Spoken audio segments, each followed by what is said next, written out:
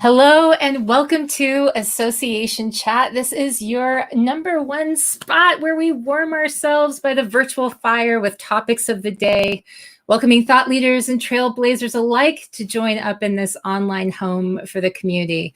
I'm the host of Association Chat, Kiki L'Italienne, and let me tell you a little story. It was their 100-year celebration, and they would be in the illustrious Las Vegas. Everyone was buzzing. Everyone was preparing. Everyone was creating a drink list. And then COVID-19 hit. So today we are talking with Amy Ledoux, the Chief Learning and Meetings Officer at ASAE, the Center for Association Leadership, about the what happens next part of this story, because this is Association Chat. And when something happens to the Association of Associations, we all notice and hopefully learn from what happens next. So I want to start off, Amy, and say thank you for taking the time. I know how busy, I mean, seriously, with ASEA Annual coming up that you are. So thank you for being here. My pleasure. So nice to be here and join you. And I've certainly joined enough webcasts and learned from them. So whatever I can share that can help others and just share our story, I'm glad to do it. Well, I really appreciate it because I mean, I've known you for years and you are such a professional. I see you when we're, whether it's before annual or great ideas or anything that's going on at ASAE, and you're always on top of it. You're running around, you're making things happen. And so I can imagine that, with all of these plans that were happening, I think I was at Great Ideas the year before, and you were already talking about plans that were in the works for ASE Annual. Yeah. And so these things were already in action. There were already plans being made for over a year ahead of time. Mm-hmm. It was a big 100-year celebration. COVID-19 hits. We're all still reeling from that. When did some of the behind the scenes work actually really start? When the possibility of, hey, we may have to make this a hybrid or virtual meeting, what should we do? When did that really start kicking in? Well, I think our favorite wish and our hope was, we only knew as much as we knew, right? Mm-hmm. As information was kind of coming out about COVID-19. And we were actually at our Great Ideas Conference in Salt Lake City. And we all keep thinking back, oh my gosh, remember when we were all together? And how strange that was. We maybe had 2 cancellations for that meeting because people were starting to be a little nervous about traveling. And we thought, geez, well, with the way things are sounding, maybe we will be kind of the opportunity in the summer to reconvene the industry. That was our hope. That was our wish. And so I think we kept telling ourselves that. And then really in conversations with the hotel and internally, we were making plans. How were we going to manage all aspects, from travel and communication to when people got on site, how we were going to do things different, how we were rearranging the trade show floor, different things of that sort, that we started to think, what are we doing? So much of our focus is on how we're going to do it, not like the experience people are going to have. And are we putting so much time and attention into this that we're really going to miss some of those aspects of why people are attending? One, networking, connecting, doing business, and learning. And could we actually do this virtually? And so we started having those conversations, but also having the conversation with our partners, with the Bureau, with the hotel. How were they preparing? How did they feel? Because as we all know, this is not a singular event, and we do not put it on alone. We have, over 40 partners that help us deliver an annual meeting. So anyway, we decided, I think, as we were going into April and really making the decision the beginning of May, that we did not feel that people would feel comfortable traveling. Mm-hmm. It probably wouldn't be safe for both our staff as well as our attendees. Not that we wouldn't do the best that we could, but people aren't comfortable right now. And so it's like, if you build it, they will come. Well, not exactly. And we were Not feeling this like time. they're not Yeah. going to come. And Yeah. so that is not the purpose of ASAE's annual meeting. ASAE's annual meeting is to bring people together. So could we do that differently? So. Yeah, and there are a lot of questions around how to do that differently because, as we've seen and maybe taken part in, there are a lot of organizations that are, trying to figure out what's the best. And I see a question over here from Heather, how did they decide which event platforms to use? Did they try YoTribe, Hopin, Remo? And I do want to ask that. I'll keep that up just because we do, I do want to ask that question, but it is so true. It's like there are so many different ways to go. There's so many different options. And hey, by the way, while all of this has been happening, there have been more and more new solutions come on the market too. Right. It's mind-numbing to try to keep up with all of them. So what went into that part of it? Well, I think anybody going into this, we're all learning. As I know, I was talking with a CEO, and he used a great metaphor, saying, "Listen, we're all flying the plane while we're building it," which is exactly the truth. I said, "Oh my God, that is so true." We are trying to figure this out. What are we doing? What platform? And so I think you have to kind of write down, what are the things that you want to have as part of your virtual event. Do you want an exhibit hall? Do you want to be able to deliver live or pre-recorded? What is the engagement that you want? What can you afford? How many people? Also, who has availability? That became a thing. I mean, you may want a certain provider, but they may not have the bandwidth to take you as a client. A lot of our virtual platform providers are so busy right now that many of them aren't taking business until 2021. So I think that is, and there's lots of tools out there. Just ASAE actually did a just-in-time webcast that was, what are the things that you should take into consideration? And it's on our COVID-19 webpage, which if you go to our homepage, you click on the top and under webcasts, and some great tips on the things that you should go through and the questions you should ask when you're thinking about a platform provider. And also, like you said, Kiki, so many technology companies pivoted. Our favorite word, it used to be collaborate, now it's pivot. So many companies have pivoted to be able to provide that type of service because they may have existing clients that have asked for that, and they wanted to be able to service those clients. And so, but that isn't what they really had been doing all along, but they are seeing a need. So I think you also have to see how things integrate with your registration system, various platforms, and things of that sort. So ASE just did demo days of 14 different providers of virtual conference platforms, because sometimes it's hard until you participate in one and you're actually in there and trying it, that you're like, I really like this, or I hate it. So, right? It's so true. And even as a speaker, going in and trying these different platforms, the back ends of them are so different too, whether it's like how you're uploading content, how the content is being provided, whether it's asynchronous or synchronous and that sort of thing. It there's so many different options. And so what are some of the tools that you decide to go ahead and go with? What are you using this year?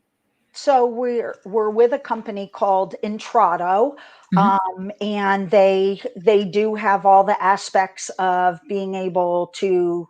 You could have all your speakers deliver live presentations. You can have some pre-recorded. They have exhibit hall, lounges, theaters, different things. We did already have a relationship with Intrado for some of our online learning.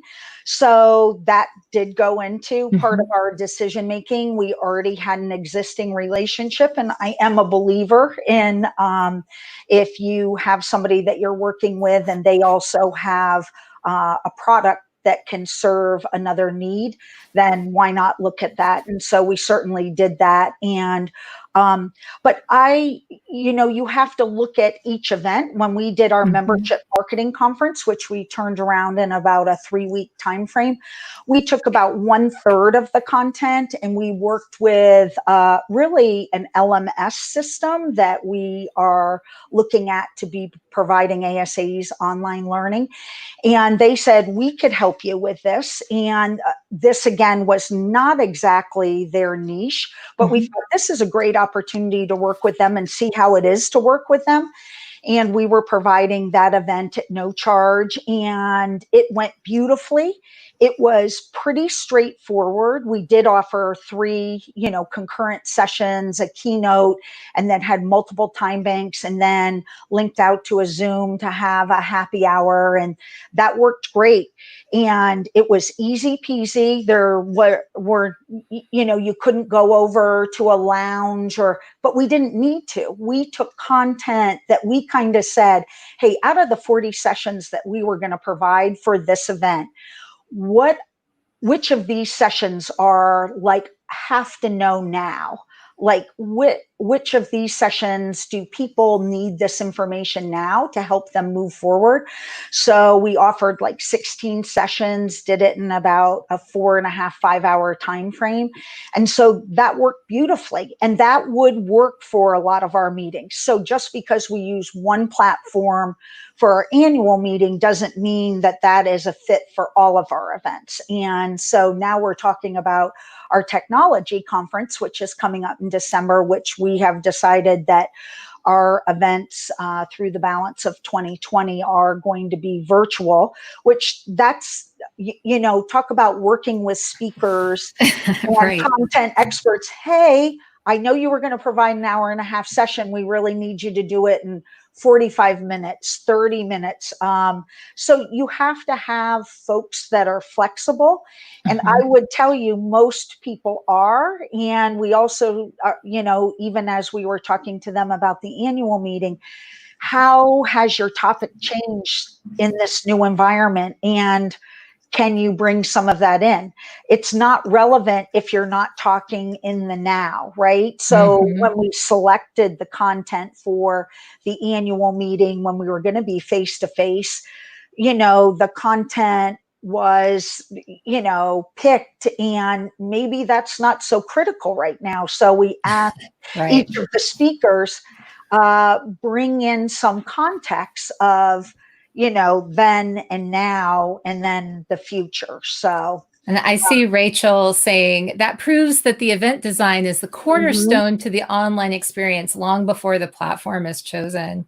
I think so. Yep. Yeah. And because I will tell you, so lessons learned, and we haven't even delivered the event yet, but we're doing too much for our annual meeting. I can tell you. I mean, that was going to be my thing. It was like, so what was the biggest headache to you ahead of time, and what's it now? So okay, so talk to me about you're doing too much as an attendee who's going to be coming to it. I love hearing that because I'm like, oh, lots of variety. But talk to me about that, because I know that there are a lot of people listening who are saying, wait, what's too much? Okay, talk to me. Well, so a lot of a lot of us had planned a face-to-face meeting and then transitioning it to virtual. So we had 105 sessions that we had selected, and of course, annual meeting being a more general meeting. So every vertical segment within the association industry, we had content that related to marketing, membership, meetings, government relations, legal.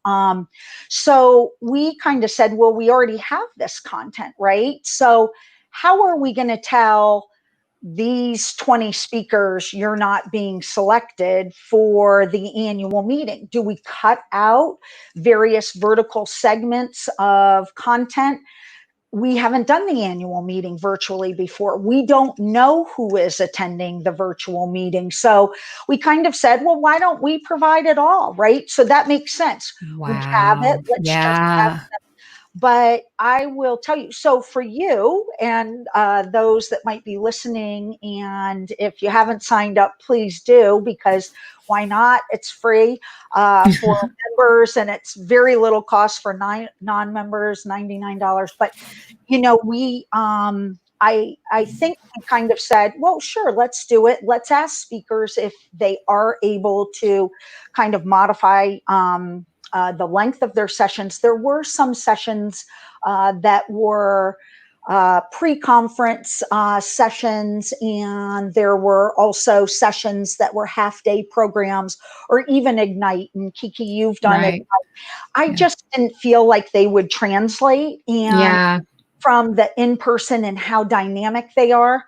And so we took some of those out. So maybe 10 sessions altogether, but to get really, we have 5 game changer sessions that are like keynote sessions, 3 keynote sessions. So there's 8 basic keynotes, 96 sessions pre-recorded, communicating, recorded, subtitles, it's a lot of work. It's a lot of work, just the coordinating with the speakers, and it's a lot to do in a short period of time and not make people feel like they're really under pressure. And that's our speakers, relationships that we have with our speakers.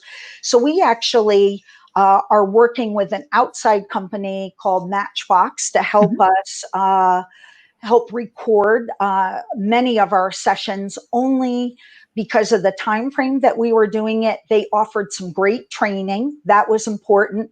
Very good care and handling of our speakers.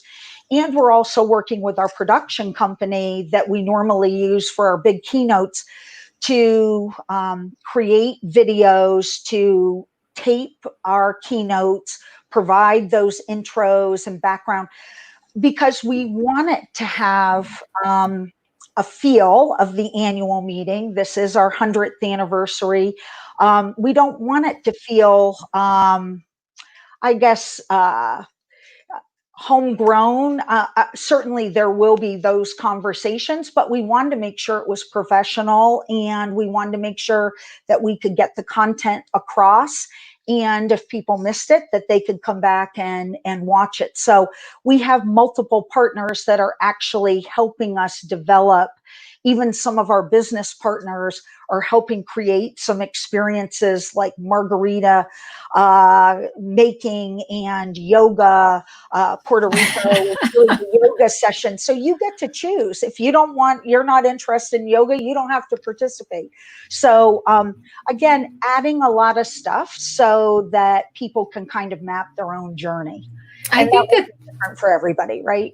Yeah, well, and we have a lot of people who are asking a lot of really great questions over here. And you'd mentioned something earlier, and Joanna had asked about it, and that is Mhm. about it being free. And I want to get back to talking about the pricing. But while we're still on the topic of content, Yeah. Robert asked, are you going to have more pre-recorded content versus live content at the event? And it sure sounds like the answer is yes. So how does that work? Yeah, we could have done either, right? Mhm. But also, I guess it's also the risk of having that many sessions live. Just was not totally comfortable. So we are having the majority, all but one of our keynotes. They are pre-recorded, and then we are having live Q&A. So we will have a moderator and folks can send in their questions to give it a live element. With the pre-recorded sessions, we are having all the speakers that are part of those pre-recorded sessions to be participating in their sessions. So they're watching them too. They're watching themselves, nothing like watching yourself like, I know. but then engaging in the Q&A, the chat. So it is kind of real time in the sense that you have the speaker actually there answering questions and that type of thing. It just, I've seen some great keynotes that are even being delivered by some of the speakers bureaus that, join in for this webcast, and then the internet isn't working and then the session can't happen. I just we just didn't want that angst, so there is a benefit to the live, and I know some folks, we may decide at some other point in time that is a better decision for certain things. So we are having that with happy hours or coffee in the morning. We have an international coffee, tea, or cocktails, depends on what time zone you're in. It's 5 o'clock somewhere. Yeah. Yes. So Deirdre asks, and I love that she asked this question, because if she has the association brain food, always the ongoing list of different types of education that comes out. But she says, I wonder if, and let me go ahead and pull this up. I wonder if in the virtual environment, it's better for conferences to be more focused on specific topics rather than something for everyone. Yeah. And so that might speak to trying to do all of this endless amount of content for one conference. Yeah. And I think also, though, if you have a more specific conference, like we did with our membership marketing conference, so those topics were very specific. And then when we looked at the various content, what is most relevant now, it was easier to call out the sessions that made the most sense. But an annual meeting, which is really for everybody. But I agree. What areas maybe can you serve that membership in a different way at a different time, and maybe not during your annual meeting? Certainly, like looking at that. Also, as we look towards the future and hopefully doing a face-to-face annual meeting in 2021, we are looking at doing most of our face-to-face meetings with a hybrid model, because as we're all learning, there is a whole group of folks that, it's just not in the budget to travel and to pay a registration fee. And so how can we engage more folks? And then that might be like, as we're looking to the future and future annual meetings, where we might focus in on specific topics that might be a larger portion of our membership, and maybe in different kind of job title categories. A lot of times at the annual meeting, we have director level and above, or the majority of folks. So what about those folks that aren't director level and above, and what positions do they hold, and could we provide content in those specific areas? So I agree. It certainly helps with the messaging and the marketing of a virtual event if you, kind of narrow the focus. So it is a good idea. I see. I would have thought of that. There are so many great questions that are coming in, and Social Hula Girl asks, how's the registration for ASAE meeting coming along? Yes. Well, I was talking to Kiki just before we started, and I was like, it would be terrible if nobody registered when we are offering it. that means nobody values it. And even if you come for one day out of the 3 days, I can't imagine that people are not going to gain insights and learn something. So right now we have almost 7,000 total registrants. Mhm. Only about 175 of those are industry partners. So the majority are association professionals, and we have a couple hundred consultants. We have about 105 speakers that are registered. So our hope is that we'll have about 10,000 total participating. We're fortunate. The platform we're using can manage up to 200,000. I don't think that's going to be an issue, but I Yeah. wish it was. I wish it Champagne was. problems. Yes, Yeah, yes. but Um, I it's good. see. That's wonderful. So I see that there is a question here. I noticed that originally, and this goes back to the question about pricing that Joanna had earlier. This is probably one of the number one questions I see coming up about when it comes to virtual meetings, talking about pricing.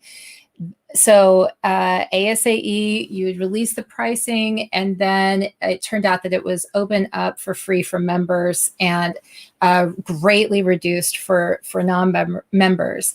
Right. And that's what this question is referring to. What is the thought process that went into that change, and what are you thinking about the pricing for virtual events in general? Because it's not really sustainable for those who are thinking about how to plan for this coming up and for their own meetings. It's hard to put these things on. They cost a lot of money. They take a lot of time. And so what went into all of the thoughts about how you're bringing people in and at what price? Yeah, so that is any webinar that I have been on that's been about virtual. That is like the number one question, because if we didn't say we were all learning, we would be liar, liar, pants on Pants fire. on fire. Right? Yeah. Because we are building the plane while we're flying it, and I think Yeah. we're learning from each other. Even in the beginning when we decided to do our annual meeting virtually, people said, well, how are you doing this? We said, we don't know. We're like in the midst of doing that, and we'll be happy to share with you as we go along. So one of the things, like right when we announced that we were going to be transitioning our annual meeting from face to face to virtual, a lot of member associations reached out to us and said, oh, if you want any tips from us, we have a lot of lessons learned and would love to share them with you. So like from all over the organization, people would forward like who those organizations were. And when we announced, like in a all staff meeting virtually, we mentioned if anybody wanted to join and be part of the planning and the conversations with regard to the virtual annual meeting, we'd love to have them participate. So we actually have 46 staff members Mhm. that kind of, there is a core team that normally does the meetings, but that group of people from all different divisions wanted to participate. So we gave people roles and responsibilities. And one of the groups, we've had them do videos. We've had them call members. So we called 20 member organizations and asked them specific questions. What did you decide to charge? Did you charge? What percentage of content? So we tried to get their insights before Mhm. we fully move forward.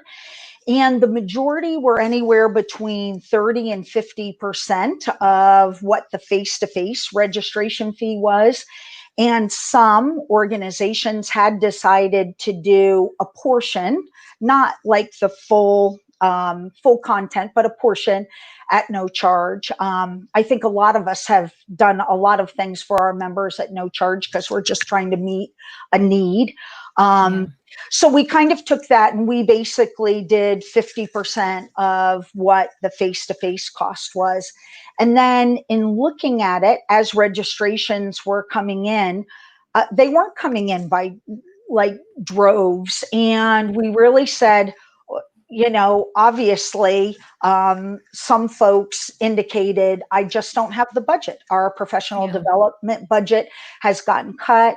Um, you know, all again, when we were thinking about face to face, we said nothing like building it and nobody coming. Like so many organizations and our supplier community, non-essential travel was cut. So even if we decided to put on the event, not a lot of people would be there. So we thought this is our 100th anniversary. And I was listening to a webinar and had heard one of my industry colleagues, Mary Pat Cornett, talk about the National Nutrition Association, saying that they normally get 3,500 people that attend their face-to-face meeting. And they decided to do their event for free. And they got 38,000 people, and it was the largest nutrition gathering ever in the world. And I thought, what are I'll we have some of doing that. here? Yeah, Yeah. we'll have Yeah. some of that. What would be a better scenario, especially kind of understanding and actually witnessing that folks did not have the perhaps finances, or they were going to have to pay out of their own pocket, so they were really thinking about it.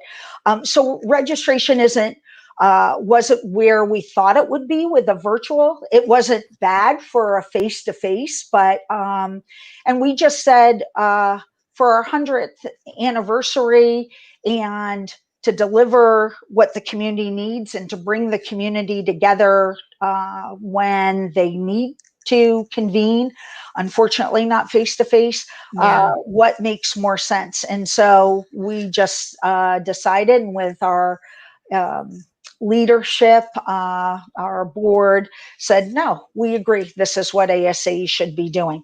Now, people said, like Kiki, you said, this is not sustainable. And so it's not sustainable for organizations. So many organizations, like ASAE's annual meeting, 42% of our net revenue comes from our annual meeting.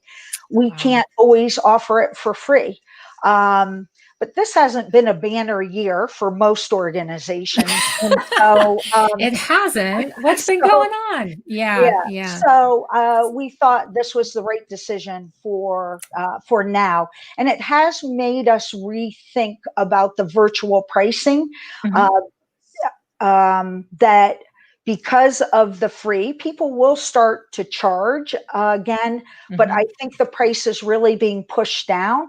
But it might be okay because you can make that up in volume. People that could not participate before, if you put it at the right price, more people will come. So this is a great transition point to my next question, which I saw Lisa was asking this earlier, and she was asking about C-level executives developing meaningful relationships in the virtual exhibit halls. My question is, with the additional people who are registering to be there, what does that mean for your offerings to exhibitors and to sponsors? Because that's certainly an area where, and I know there's been a lot of back and forth and discussion about what are we offering exhibitors and sponsors as far as relationship building or metrics, or what are they getting? So talk to me about your plans for exhibitors at ASAE Annual, because I know everyone's wanting to know, what's the deal with that? How's it working for them? What are you offering them? Well, I guess we'll see how it works for them. I'm sure we'll hear, and I'm sure we'll hear from those that are participating. Like, I mean, ASA's annual meeting, so much of it is about the connecting and the face-to-face. You can try to bring some of that into a virtual event, but it is not the same. And so it would be a little ridiculous if we thought that we could do that, but we certainly are trying to offer a variety of things. So for exhibitors, we did limit the number of exhibitors. So we have limited the number of exhibitors really to 80. So just to give you an example, our face-to-face annual meeting, we have about 435 companies with about 700 booths. So we have 80 companies and 80 booths. So the density and the very targeted opportunity when people come and visit and chat and decide to go visit somebody's booth, that business partner does, they have that person's information because you've entered the booth, you've engaged in a chat. So business partners want contacts, they want leads. And so there's that opportunity. If they want to have a chat, they can then transition. Hey, I want to connect you with David with the Atlanta CVB. He can certainly answer that. There is no video opportunity in this platform. So if you're in somebody's booth, there's a live chat, and then we've educated the business partners to have that conversation. But they can also participate in the meeting itself, which they can do for face-to-face, but they're not really setting up their booth. They have a lot more time to engage in sessions. Plus, there are other things that they can also be participating in, activities and things of that sort. But I think by limiting the number of business partners, it certainly gives greater visibility for a smaller number. So we're charging more for those booths than we would normally charge, but we also tried to provide different levels. So we have kind of a premium booth, and then we also provided where an exhibitor can buy $1,000 listing and their name is up there and what services they provide, and people can click and request information, and you can find out the contact, and they get so many registrations with that. Or a business partner can just attend. So it depends on, what your budget is. So a business partner can attend for $199. So we tried to provide different access levels depending on, what visibility and kind of what interaction and engagement you wanted. Also, we're trying to do different things with some of our sponsors. We call them alliance partners, through activations, and we actually call it the business partner playground. So that's where the yoga and the margarita mixing and kind of some fun different activities that we're doing, and people can pick and choose. There's bourbon tasting. Guess who that's by Louisville. Yoga by Puerto Rico. So lots of cool things. Margarita mixing by Dallas. So they have multiple touch points throughout the meeting, not just in kind of the exhibit hall, but and also through having visibility through content. Perhaps being a sponsor of our Game Changers. So it is kind of a new world because we cannot make up the revenue of a 700 booth trade show and an 80 booth virtual platform. But there are other ways to monetize. And so as we're going through, we're kind of learning some new things and new opportunities as we move forward. But the engagement opportunities, people being able to have a choice and to pick and to have a 20-minute content, for a partner to deliver content on a specific subject, those are ways that those partners actually want to be seen. And so we have a little more flexibility in the virtual environment to do that. So I see that Marianne has a question. Certainly, if we were meeting in person, we know for sure that we would be having conversations like group conversations, breakouts on things like racism, the topic of racism, which is something that we really need to discuss. Are there opportunities that are going to be offered where people can set up, breakouts or interactive sessions around certain topics? Not so much where people can have interactive sessions, but we do have Like in ASAE's face-to-face meeting, we have our ASAE engagement lounge, which is for CAE small staff organizations, our DELP lounge, our diversity executive leadership lounge. Each of those lounges have a chat function and the opportunity to have conversations. We actually have also our career center they have like their own lounge, so you can go in and they have scheduled various conversations and specific times that people can come into the lounge and engage in those conversations. We also I was just looking, and I actually just got off a planning call with her, but Risha Grant, she is an awesome speaker and talks about diversity and inclusion, and obviously bringing in a lot of the aspects that we're dealing with right now. Her session title is called Permission Granted to Get Rid of the BS and Attract Diverse Markets. So kind of like, how is your organization being seen through its website? How, just by the visual and what you're doing, and how to attract and how to kind of promote your organization as really how can you showcase your diverse and inclusive? So she's presenting on Monday, and there's a couple other sessions with Risha. We do have a live Q&A with her as well, so people can ask questions, and we have a live moderator. So that's where people can also bring up some of those conversations. It is hard because, right, we have communities where so much part of that feeling of connection is having those one-on-one conversations. And I think some of those are going to happen organically just in some of the chats with the sessions. Some of those conversations are going to come up and probably be had. And again, also through the lounges, people bringing up conversations like that. So I have a question about the bookstore. How will things like the bookstore, like, you're having to think about, and I'm so glad that Deborah asked this because I didn't think to ask this question. What about things like the bookstore? How does that figure in? Well, actually, we're not having a virtual bookstore. I know that sounds like we were re-looking at how we were going to actually present our bookstore.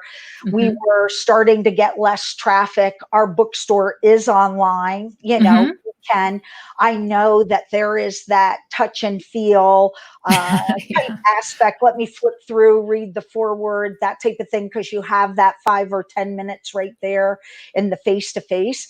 So we actually are not having that as part of the virtual meeting, but certainly we have a whole help desk. If somebody said, geez, I'm really interested in a publication, we have folks that are not only part of the platform, but some of our own staff that are answering questions, part of that help desk, just if people have questions about the technology, about ASAE. And so my sense is they would provide a link, but we could have built out some type of bookstore. So actually, some of our lounges are actually, you come into an area which is kind of like a landing area, like you come into a lobby, and then you click on a specific thing, like the Research Foundation Lounge.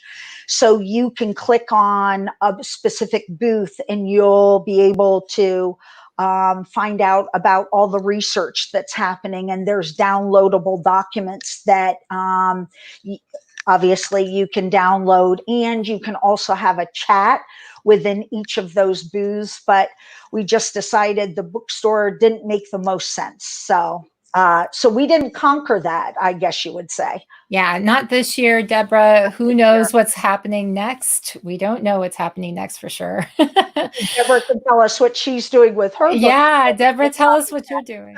Yeah, and Social Hula Girl has, or SoCal Hula Girl said, can you share your ASAE exhibit prospectus? So I imagine that they can go It's online actually, or. yes, it's actually on the ASAE website. So if you just type in ASAE annual meeting 2021 and you go to exhibiting. So we actually have our website is separate from the platform. So it is the website and the registration tool. We use eShow that helps us design our meeting website as well as bring in our registrations. And so then we transfer that data and who's registered over to the platform provider that we're using in Trado. And so, and then a special link will be sent out to individuals to register. But on that, if you go to exhibiting, that prospectus is uploaded so you can see that as She an says, example. got it. Thanks. Okay. She also asked about the foundation, if there will be, you have a lot of good questions, SoCal Girl, about any big foundation initiatives or anything that's happening connected with the virtual experience with ASE Annual. Well, so I think so in the foundation lounge, this being our centennial, our 100th anniversary, really, we're paying attention even on ASA's website. We have a whole timeline of the last 100 years and what associations have contributed to society and how much associations are part of the fabric of kind of society that we are in today, and that continues. So one of the things is really our centennial research, which is really the initiative that we're talking about. And so when you go into that Research Foundation booth, there's a centennial video and also information on the research that's being kind of unveiled, starting with the annual meeting and throughout the year, really helping associations focus on the future. And, we don't want to say, oh, we're 100 years old. We want to say, hey, great 100 years and look at how we're looking at the future. And this is how organizations can plan for the future. I mean, yes, our crystal ball, right? But right. Things that certainly that was the focus of the research was the future and what organizations need to be thinking about. So there are some fantastic questions that are coming in still about networking, opportunities for networking, especially opening and closing reception type opportunities. But this was an interesting question. I pulled it up. Rachel asked it, and it has to do with, of those 7,000 registrants so far, how many were the new members? How many were new registrants that you didn't have? Because we have been hearing reports about these types of virtual events bringing in new people who have never registered for the events before. Have you been seeing that? Yes. And which is, the beauty of virtual and why I think even when we go back to face-to-face meetings, how we can't abandon virtual, why the hybrid model is really going to be kind of the model for the future, because the opportunity, I mean, even through next year, people are not either going to have the funding or not going to feel comfortable traveling. And so how are we going to make sure that those folks still feel connected? Right now, I actually asked one of our folks to pull that information for me, but almost 50% of our attendees that are actually registered now have never attended an annual meeting before. So for everyone who might be listening to this and not seeing it, I almost head-butted my camera because I leaned in like, what? That's unbelievable. That is unbelievable. Yeah. So that's exciting though, because what that says is it is truly reaching new markets, new people Yep. you've never reached before. And who knows what happens with that when they Right. get more engaged with the organization. So it's definitely something exciting to see that there's some new potential relationships happening there. Right. And also, think about it. It is so much better when you participate in an event where your colleagues have also participated in that event. You have that shared experience. Hey, did you see? Oh, I saw that. Should we do something like that? Like when just one person gets to go to an event, sometimes it's very informative. Sometimes it's very annoying because that person comes back and says, um, oh, we should do X, Y, and Z, and nobody else got to, participate in that. And so they don't Yeah. know how it worked. And so now I feel like more people from individual organizations will get to participate. There isn't going to be that financial or barrier for people to engage with us. And so hopefully people will look to us in the future and it will add value and people will seek us out in the future too. I did see something from one of my favorite people, Glenn Oh, Tecker, who yep. said, who says, since we're not in Vegas, have you hooked up with any online gambling platforms for after hours? And I'll tack on to that. So if there's sponsorships of these margarita hours and stuff, should I expect a knock at my door? How is that going to work? Actually, so to Glenn's question, great Yes. idea, Glenn. We hadn't thought of that yet. The gambling. There's probably some restriction, like our finance department would say, "Oh my God, no, we can't do that." So there. I mean, actually, when we were even thinking about the face-to-face, any type of, um, you know. Um, whatever longest drive for the golf competition prizes, there are a lot of rules and regulations, of course, in Nevada. So we really had to pay attention to a lot of those things. But it is a very fun idea. But that has not been figured out yet. But with regard to Kiki, what was your question? I'm sorry. So, I was joking. I was adding that should I expect a knock at the door for the Oh, margarita hour? So, to have, I'm sure there's even more restrictions for margaritas arriving at people's doors. So, but that is something that we've actually kind of started, and that is what a lot of the partners are thinking about as well.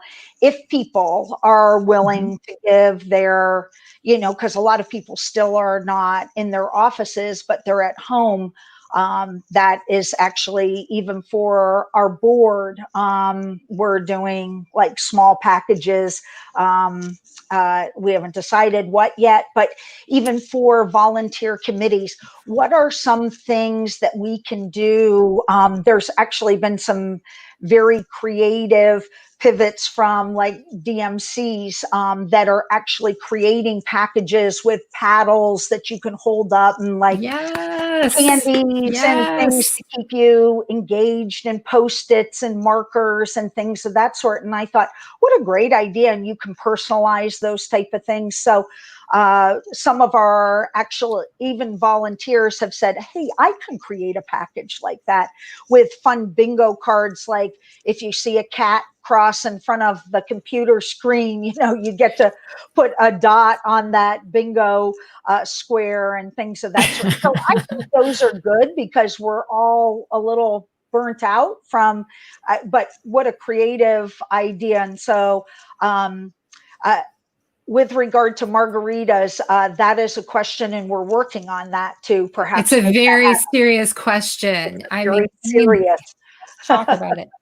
So I can't believe how fast this time is going by. And, I see people who are saying, that would be so fun for our volunteer committee meetings. Yep. Somebody asking about questions about the average in-person. So what's the average in-person attendance versus virtual? But we haven't really done a virtual for ASE annual, right? Right. Well, okay. So we did. I don't even want to bring it up because it was not like our.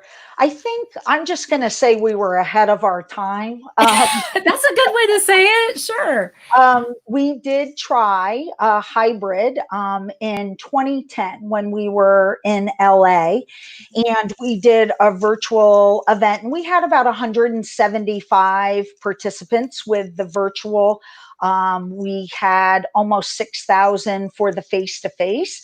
But I do think, I mean, virtual's been around a while. Now I think we see what value there is in the virtual and Right. really engaging a broader scope of our membership that couldn't participate before, and also utilizing it in a lot of different ways. I mean, sometimes we have said, we couldn't possibly do this program not face to face. And it's amazing how we figure those things out.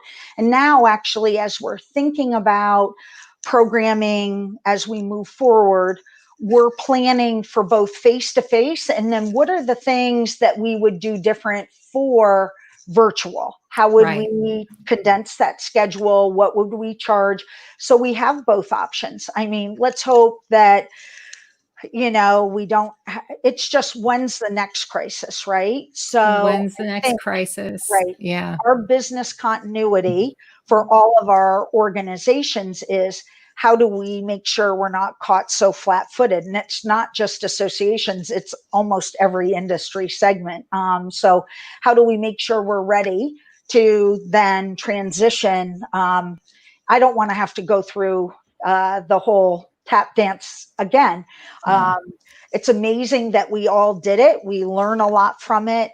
We learn what's good about it and what can't be replicated, and how can it also helps us look at what things maybe should just be done virtually and what things are better suited to face to face. So it certainly helps us look at meetings and events, even some of our fun things, like you mentioned, but receptions and golf tournaments. We're planning on doing virtual events like that, but we thought to ourselves, why do we have to do them all in these 3 days?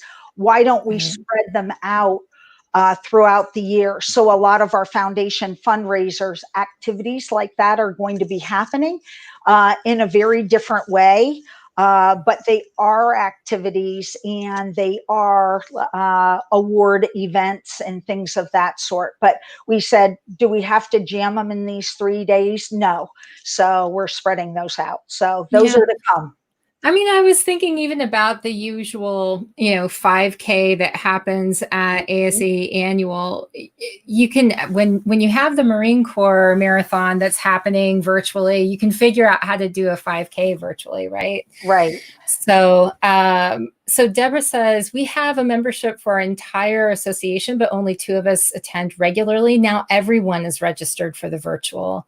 So it's a great example of how this can work to give more people more of a chance to be able to experience ASAE annual and get a feel for it. Now, before we went live, I said that I had a couple of questions. One that was, what were you really dreading, or what was your biggest challenge that you thought was you were presented with in doing the virtual meeting as you were approaching it?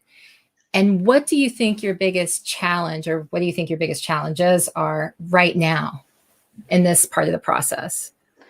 Well, I think the biggest challenge in the beginning was thinking, what are we going to do? Because there's so many, let's just say each of the departments within ASAE are like customers, right? Mhm. And as everybody knows, with your annual meeting, it's kind of like your biggest brand visibility for your organization.